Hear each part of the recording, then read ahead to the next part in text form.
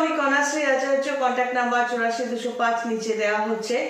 যদি এমন হয় ভিডিওটা প্রথম দেখছো এবং আমাকে ভালো লাগছে, তাহলে বলবো আমার চ্যানেলে যাও, আমার পুরনো ভিডিওস দেখো, নতুন ভিডিওস দেখো।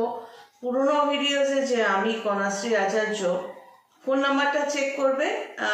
দুটোই ফোন নাম্বার তুমি পাবে, মানে একটা ফোন নাম্বার পুরনোতে পাবে 90075, আর কারেন্ট নাম্বারটা দিচ্ছি 84205। তো সেই সময়ের আমাকে দেখে আবার আমার মা মনে করে বসো না। তো যাই হোক, বারবার এই কথাটা বলি যে অনেকে বুঝে উঠতে পারো না যে একজন মানুষের মধ্যে এত চেঞ্জ কি করে হতে পারে। অ্যাকচুয়ালি ব্যাপারটা হচ্ছে জ্যোতিষতন্ত্রের মাহাত্ম্যটাই এটা।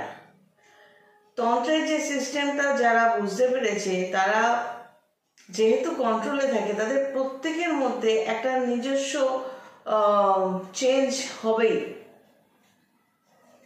এবং স্কিনের গ্লোয়িং হবেই।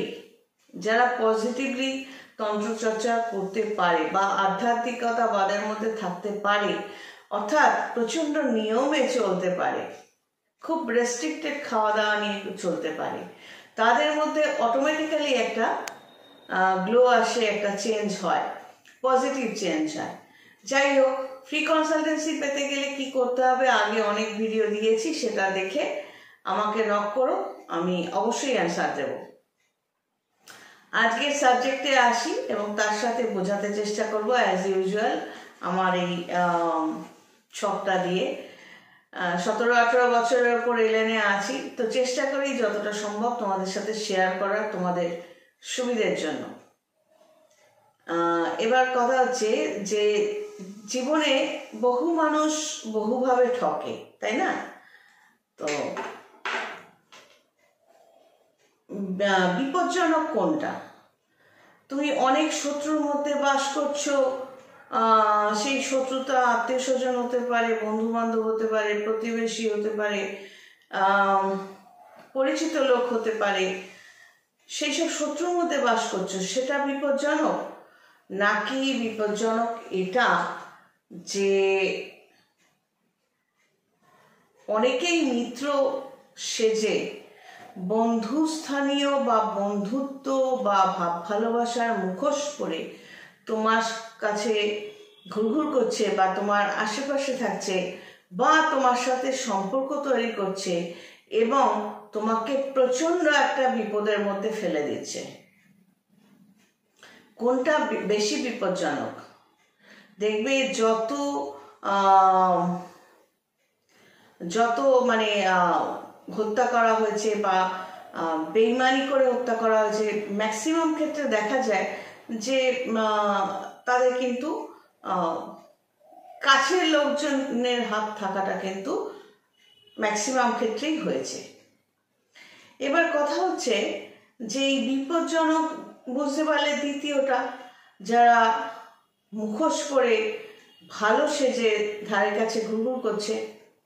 এবার তোমার বুধ, তোমার চন্দ্র, তোমার মঙ্গল যদি পজিটিভ থাকে, তুমি ঠিক ধরতে পারবে। এবার কার্যকারিতা কিরকম? আগেও বলেছি, এখনো বলছি। লগ্ন যদি মেষ ধরো বা রাশি যদি মেষ ধরো, রাশি মানে যেখানে চন্দ্র অবস্থান করছে সেটাকে রাশি বলে।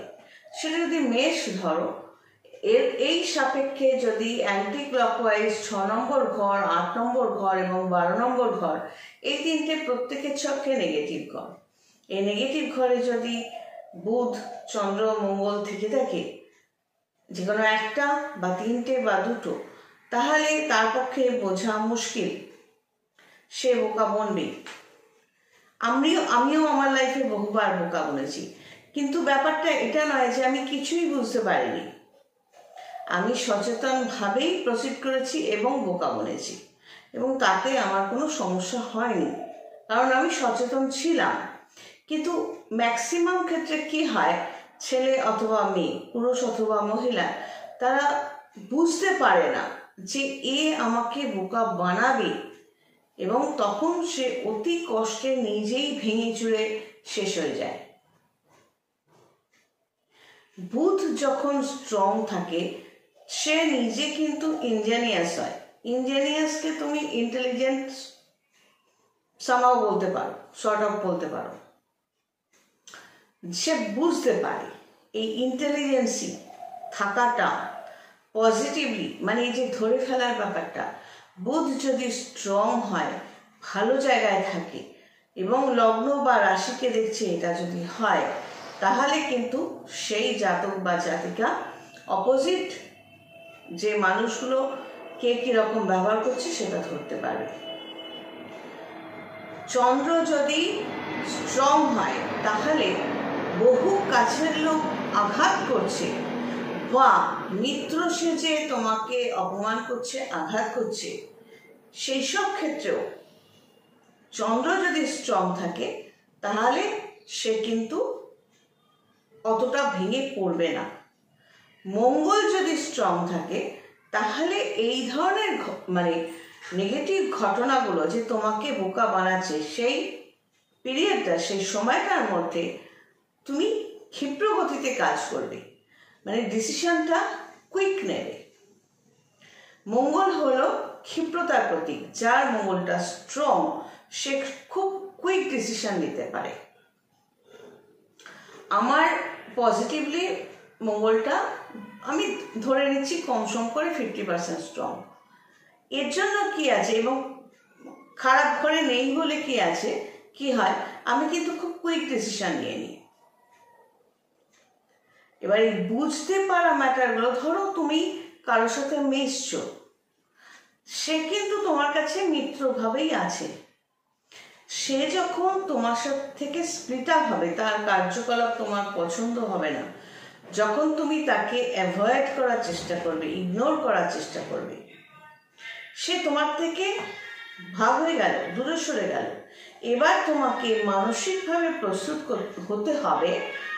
সেই পাবলিক কখনোই তোমার এগেনস্টে যখন কথা বলবে, তোমার সম্পর্কে ভালো বলবে না, যে তার বদমাইশির জন্য তুমি তাকে সরিয়ে দিয়েছো তোমার লাইফ থেকে।